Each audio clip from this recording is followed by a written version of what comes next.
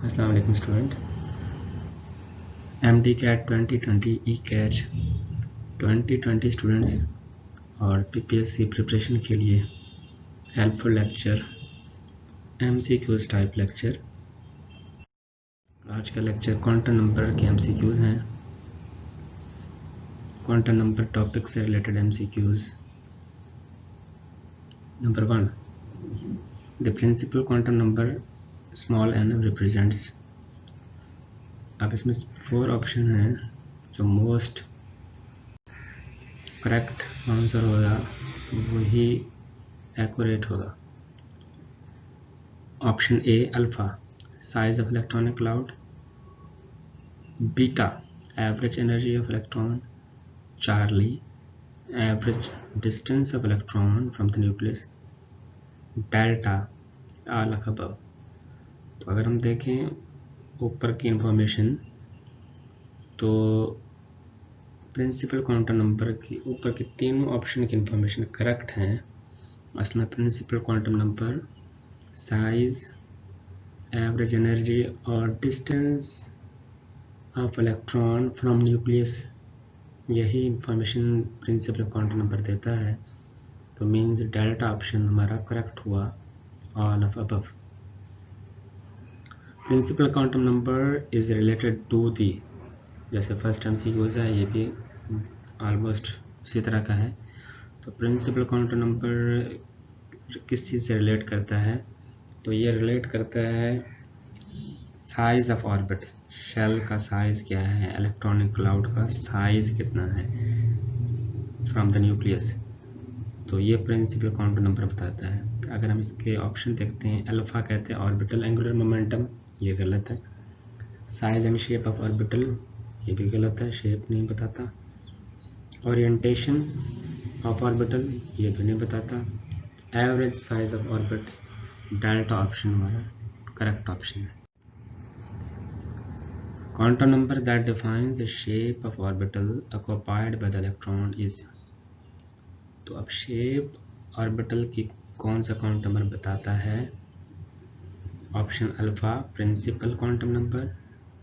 Principal quantum number की detail previous slide में हम पढ़ चुके हैं। तो ये शेप ऑफ ऑर्बिटल नहीं बताता, इसका मतलब ये गलत है। एजीमुथल क्वांटम नंबर बीटा, ये करेक्ट ऑप्शन है। एजीमुथल क्वांटम नंबर से ही हम किसी सब शेल या ऑर्बिटल की शेप डिस्कस करते हैं। मैग्नेटिक क्वांटम नंबर और spin quantum number shape of orbital के बारे में नहीं बताते। Magnetic quantum number orientation of orbital बताता है, और spin quantum number electronic spin in an orbital, वो डिस्कस करते हैं। तो यूँ हमारा beta option azimuth quantum number correct option है। 4 MCQs। The angular momentum of electron is defined by the quantum number that is denoted as। Angular momentum of electron कौन सा quantum number बता रहा है और उसको सिंबॉलिकली किससे रिप्रेजेंट करते हैं? एजीमुथल क्वांटम नंबर का दूसरा नाम है एंगुलर मोमेंटम। तो एजीमुथल क्वांटम नंबर, जिसका दूसरा नाम एंगुलर मोमेंटम है, उसको सिंबॉलिकली स्मॉल एल से रिप्रेजेंट करते हैं। और अगर इन 4 ऑप्शन में देखें तो बीटा ऑप्शन करेक्ट ऑप्शन है, symbolically small L beta option में है। Number 5 MCQs। Quantum number which account for splitting of spectral line is. ये जो क्वांटम नंबर जिस बेस पर बना, अगर आप बोहर मॉडल के डिफेक्ट्स आपको अगर याद हों, तो उसमें यही था कि स्पेक्ट्रल लाइन की स्प्लिटिंग के बारे में बोहर टांग मॉडल नहीं बताता। पार्टिकुलरली अगर हम स्पेक्ट्रम को रखते हैं in the presence of magnetic field, तो जो स्पेक्ट्रल लाइन है वो फर्दर स्प्लिट हो जाती हैं। तो इस चीज़ का इफ़ेक्ट बोहर ने डिस्कस नहीं किया था, ये बोहर के डिफेक्ट्स में पॉइंट्स दिए हुए हैं।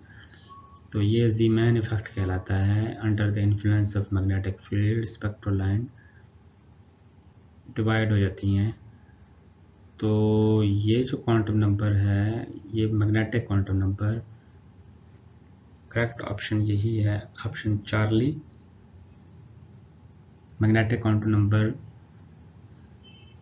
किसी भी ऑर्बिटल्स की ओरिएंटेशन के बारे में बताता है under the influence of magnetic field.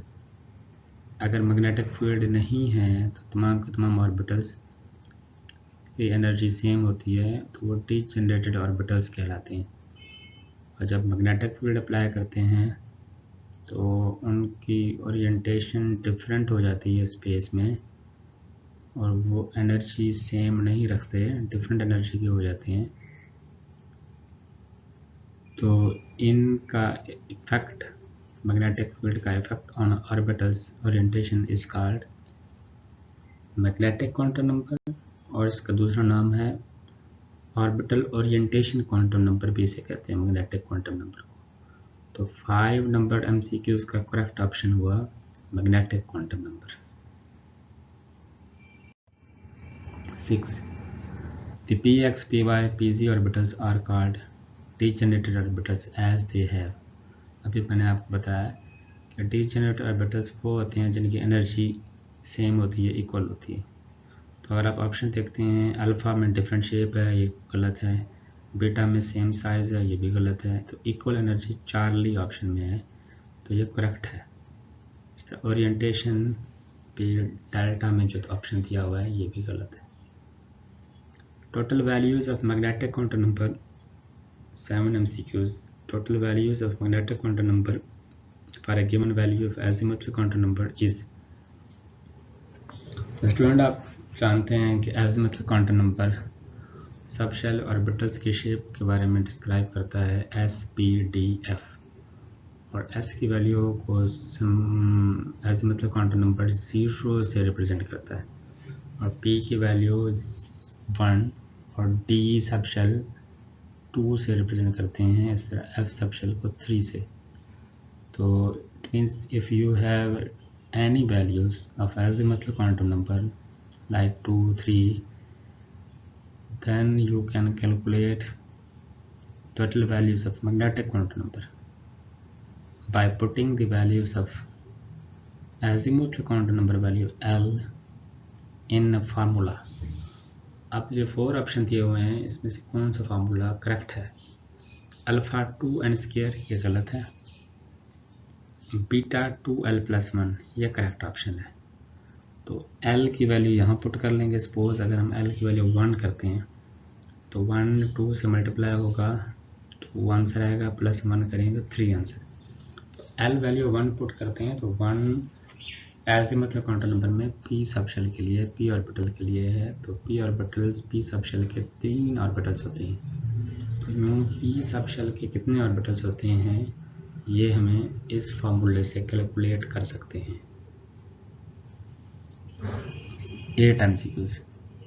Value of azimuthal quantum number for the electron present in 5s orbital is. तो स्टूडेंट ये पॉइंट बहुत इंपॉर्टेंट MCQs है जो कंफ्यूज कर सकता है आपको। तो अब किसी भी SPDF azimuthal क्वांटम नंबर जो डिस्क्राइब करता है इन सब शेल को, तो इनकी वैल्यूज़ याद करना बड़ा इजी है।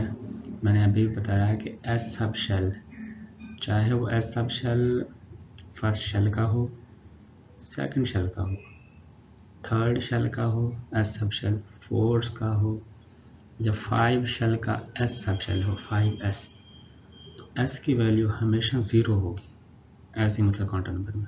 It doesn't matter it belongs to which shell number, इससे कोई फ़र्क नहीं पड़ता कि इसका शेल नंबर कौन सा है, सब शेल S हमेशा 0 होगा। ये इम्पोर्टेंट पॉइंट है। और P सब शेल, इससे फ़र्क नहीं पड़ता कि ये P सब शेल नंबर 4, 5 या 6 से बिलोंग करता है। P सब शेल की हमेशा वैल्यू 1 होगी। इसी तरह D सब शेल जिस भी शेल से बिलोंग करेगा उसकी वैल्यू 2 होगी।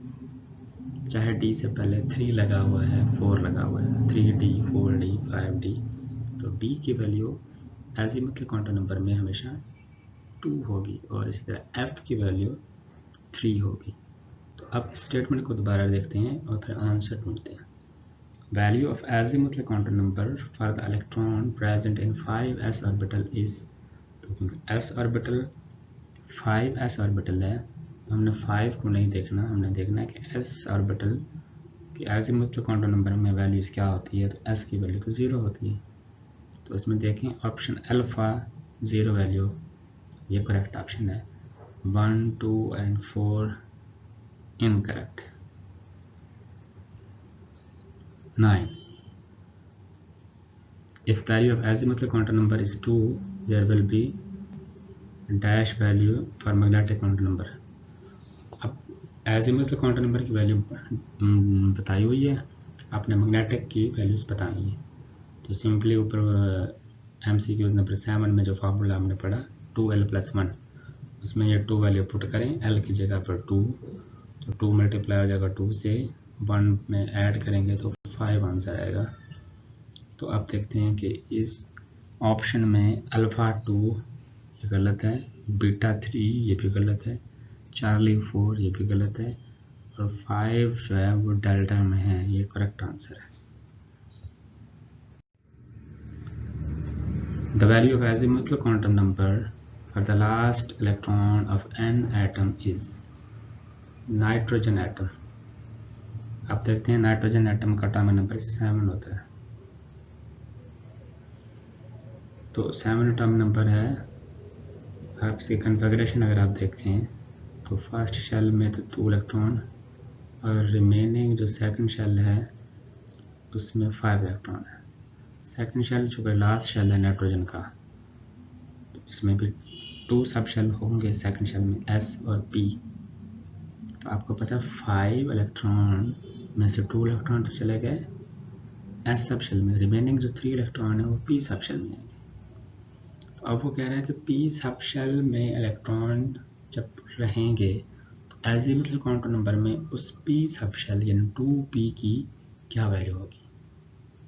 तो अभी मैंने आपको बताया प्रीवियस स्लाइड में, P सब शेल चाहे 2 सेकंड शेल का हो, थर्ड शेल का हो या 4 का हो, P सब शेल की वैल्यू हमेशा 1 होगी। तो इसका ऑप्शन अगर आप देखें बीटा में ऑप्शन 1 है, ये करेक्ट ऑप्शन है। रिमेनिंग अल्फा, चार्ली और डेल्टा इनकरेक्ट है। 11 MCQs. The 2 electrons in the first shell will differ in the values for. First shell में जैसे हम कहते हैं कि हीलियम की एग्जांपल ले लेते हैं, हीलियम का एटॉमिक नंबर 2 होता है 1s2। अब हम कैसे डिफरेंशिएट करेंगे 1s2, जो फर्स्ट सब शेल s ऑर्बिटल में 2 इलेक्ट्रॉन है उनमें डिफरेंशिएट कैसे करेंगे। तो उनका azimuthal quantum number, principal quantum number, magnetic quantum number की वैल्यूज सेम रहेगी। मतलब उनमें तो आप इन तीनों क्वांटम नंबर से हमें आइडिया नहीं होगा कि इन दोनों इलेक्ट्रॉन की क्या वैल्यू है। तो जो डिफरेंशिएट करेगा वो 4 क्वांटम नंबर है, spin quantum number. Spin quantum number की वैल्यू या तो +½ होगी, दूसरे की -½ होगी। तो डेल्टा ऑप्शन करेक्ट ऑप्शन है। 4s orbital has less energy than 3d orbital because it has, अब ये इम्पोर्टेंट है, ये MCQs कि 4s ऑर्बिटल की एनर्जी कम है और 3d की ज़्यादा है, ऐसा क्यों है। n+l रूल FSC में आप चैप्टर नंबर 6 में आप पढ़ चुके होंगे, चैप्टर 5 के लास्ट में दिया हुआ है n+l रूल। तो n कहते हैं प्रिंसिपल क्वांटम नंबर, l कहते हैं एजीमुथल क्वांटम नंबर। तो प्रिंसिपल क्वांटम नंबर और एजीमुथल क्वांटम नंबर की वैल्यू को ऐड करें, जो आंसर आएगा वो एनर्जी वैल्यू होगा उस पर्टिकुलर ऑर्बिटल की। तो आप 4s में देखते हैं n+l की वैल्यू।